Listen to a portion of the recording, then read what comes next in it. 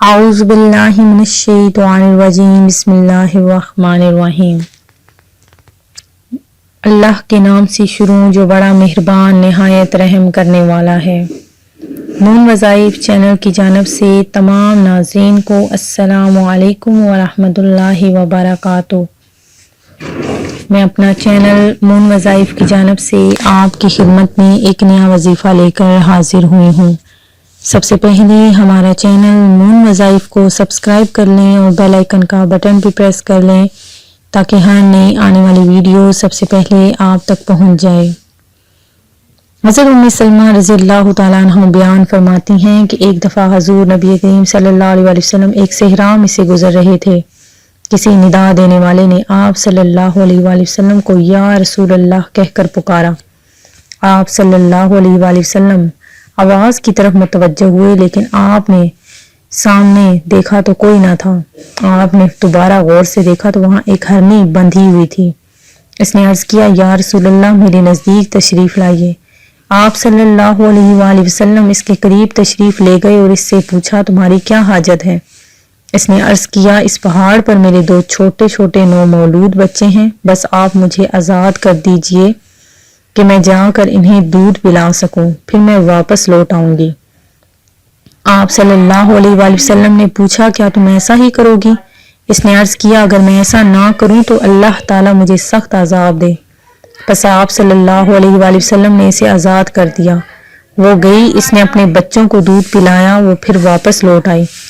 آپ نے اسے دوبارہ باندھ دیا۔ پھر اچانک وہ اعرابی جس نے اس ہرنی کو باندھ رکھا تھا ادھر آ گیا اور اس نے عرض کیا یا رسول اللہ میں آپ کی کوئی خدمت کر سکتا ہوں؟ آپ نے فرمایا ہاں، اس ہرنی کو آزاد کر دو۔ پس اس اعرابی نے اسے فوراً آزاد کر دیا۔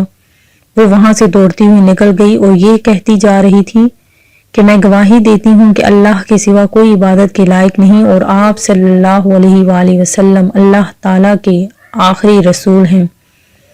ناظرین، یہ تو ایک چھوٹا سا سبق آموز واقعہ تھا۔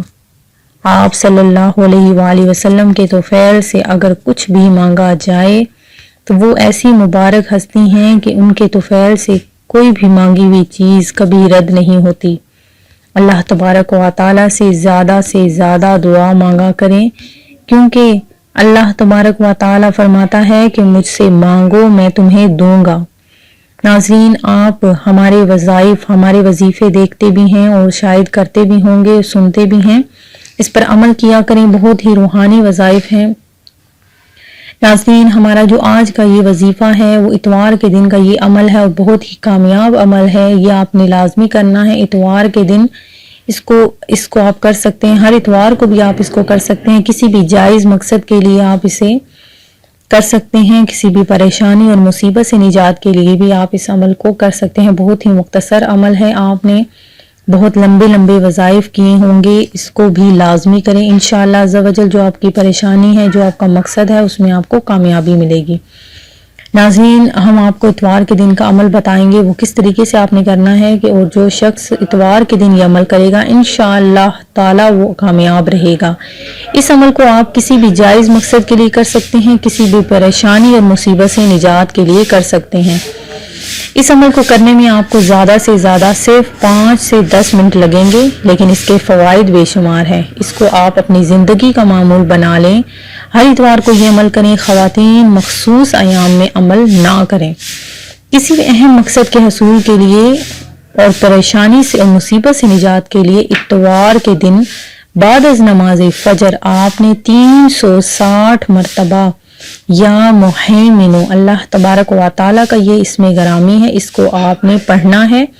اول و آخر آپ نے 41 مرتبہ درود پاک پڑھنا ہے، انشاءاللہ عز و جل مقصد کے حصول میں کامیابی ہوگی۔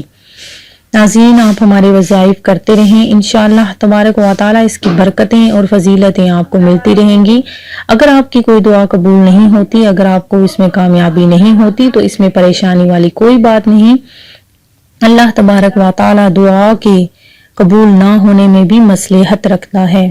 ہو سکتا ہے کہ وہ چیز آپ کے لیے اس وقت ٹھیک نہ ہو، بعد میں اس کا حل نکل آئے، تو آپ پریشان نہ ہوا کریں، بلکہ اللہ تبارک و تعالیٰ سے زیادہ دعائیں مانگتے رہا کیجیے۔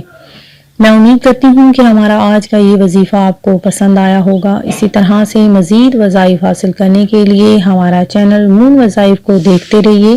سبسکرائب کرنا، لائک کرنا اور شیئر کرنا ہرگز نہ بھولیے گا۔ دعاؤں میں یاد رکھیے گا۔ اللہ حافظ۔